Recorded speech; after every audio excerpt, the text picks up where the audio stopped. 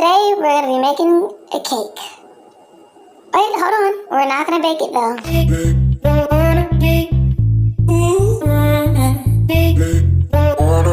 So I am super excited about this video. My son wanted me to bake him a cake and our oven was not working. It turned on, but it just wouldn't get hot.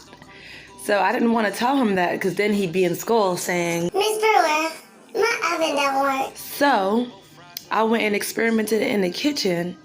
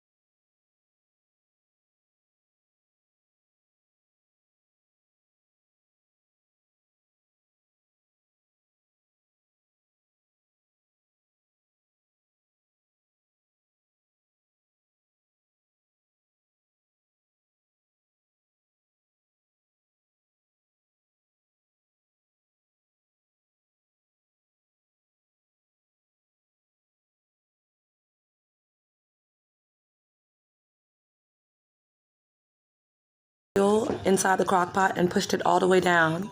The aluminum foil is gonna help us take the cake out the crock pot and it's gonna prevent the edges from burning. I'm making sure that the foil is as flat as can be because the cake is gonna take the shape of the foil. Now I'm lightly spraying the foil so that the cake won't stick to the foil, but I'm not spraying it too heavy so the cake won't fry inside of the slow cooker. Being that my slow cooker is a little bit small, I did have to pour only half of the cake batter inside of the slow cooker because the cake is gonna rise. I did want to compare cakes, so I'm gonna be using the rest of the cake batter to bake a cake in the oven. I know it may seem kind of weird that I'm adding a paper towel to this slow cooker, but the paper towel kind of helps keep the steam inside and everything well insulated. Now that everything is how I want it to be, I'm gonna go ahead and set the crock pot to high and set my timer to 90 minutes.